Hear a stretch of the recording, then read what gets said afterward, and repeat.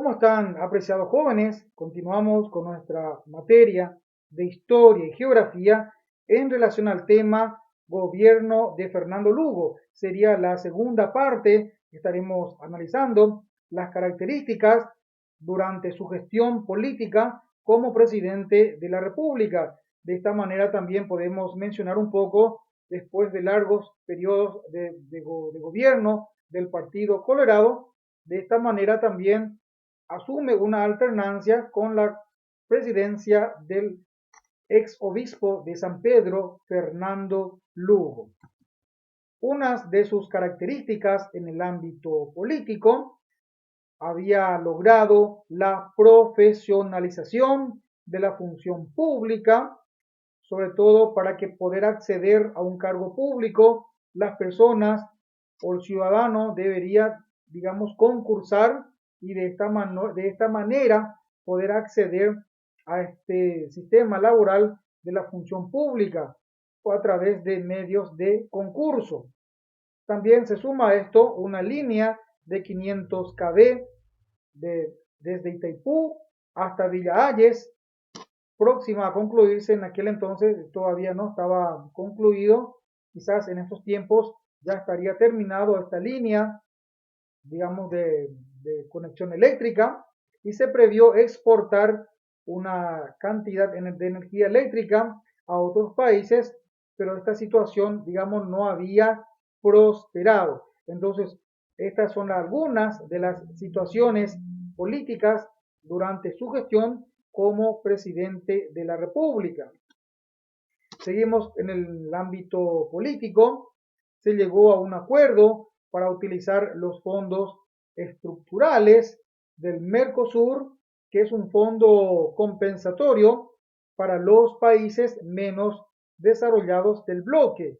Entonces, de esta manera, él trata de gestionar, trata de, digamos, conseguir que estos fondos sean redireccionados a los países menos desarrollados, y con esta situación tratar de salir adelante con que establecían una de las cláusulas del Mercosur, que aquellos países menos favorecidos o menos, digamos, con recursos económicos suficientes para poder hacer frentes a sus políticas estatales, esos fondos que son obtenidos a través de este mercado común del sur deberían ser destinados para los países menos desarrollados. En cuanto a las obras públicas, se realizaron mejoras en cambios y rutas y en el transporte público. En el área metropolitana, digo bien, recibió un subsidio para mejorar el servicio. Este subsidio había emergido o había prosperado o se había gestionado en la época de la presidencia de Fernando Lugo. Hoy en día también sigue este sistema actual, donde el gobierno, a través de una ley, subsidia a este ente privado de los transportes públicos de tal manera a pagar el pasaje un poco menor. Si bien es cierto, paga un cierto precio la persona común y corriente que utiliza los medios de transporte, pagan un cierto porcentaje del pasaje. El otro porcentaje se hace responsable el Estado, y esto mediante la gestión de la presidencia de Fernando Lugo, mediante un acuerdo, ley, con el sector transportista del sector privado, y de esta manera entonces hay un subsidio que reciben las entidades privadas del transporte público de tal manera a alivianar el costo del pasaje para la ciudadanía. En el ámbito social, el gobierno de Lugo, de Fernando Lugo, apostó por varios proyectos para combatir la pobreza urbana y también en la zona rural.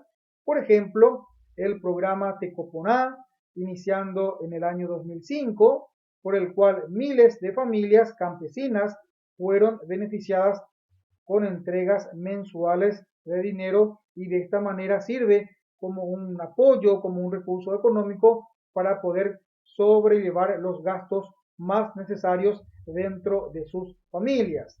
El programa Abrazo, para disminuir el trabajo infantil destinado a las familias urbanas y llevando a cabo por la Secretaría de la Niñez y de la Adolescencia. En el ámbito de la salud, fue la gratuidad de la salud, logrando consultas y la distribución de medicamentos gratuitos en todos los hospitales públicos. Entonces, de esta manera, todo aquel asegurado del IPS, del Hospital Nacional, podían recibir una asistencia sanitaria, una asistencia de salud de forma gratuita, tanto así también como la asistencia como los medicamentos pertinentes para su desarrollo o para su, digamos, para sus tratamientos correspondientes.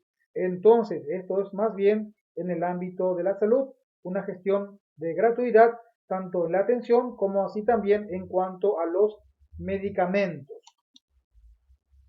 En el ámbito económico, la política monetaria adoptada por el gobierno logró mantener la tasa de inflación, dándose una expansión del sistema de préstamos de la Agencia Financiera de Desarrollo, AFD, para que miles de familias pudieran adquirir su primera vivienda, fortalecimiento del sector rural con asistencia técnica agrícola y pecuaria. Entonces, estas dos últimas gestiones que había realizado el sistema financiero del AFD, en donde las entidades financieras, aquellas personas que quieran adquirir su primera vivienda, podía tener un gran descuento en cuanto a las tasas de interés en referencia a los préstamos que iban a realizar.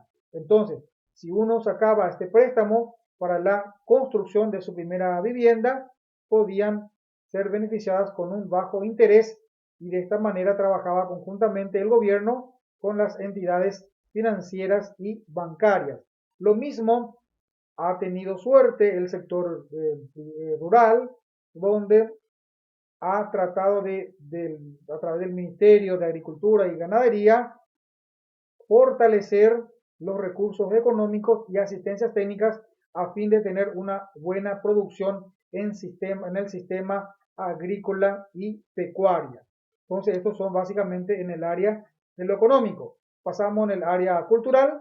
Se desarrolló el programa Una computadora por niño, iniciando en el año 2008 con la distribución de computadoras personales a niños de escuelas públicas, para que la tecnología llegue a todos los alumnos y a todos los sectores. También los kits escolares y la merienda escolar fue una base fundamental en cuanto a la asistencia del área de educación y de esta manera apoyar a los niños y jóvenes que cursan las escuelas públicas.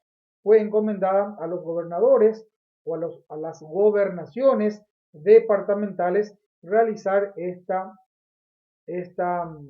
digamos, estos mecanismos para de esta manera darle una asistencia en cuanto al kit escolar y también la merienda escolar. Y de esta manera el gobierno trabajaba de forma conjunta con sus instituciones locales. El Bicentenario Patrio fue conmemorado en este periodo con numerosas actividades durante todo el año que duró el mismo. Entonces son algunas de las actividades del área de educación o podemos decirlo también en el área cultural.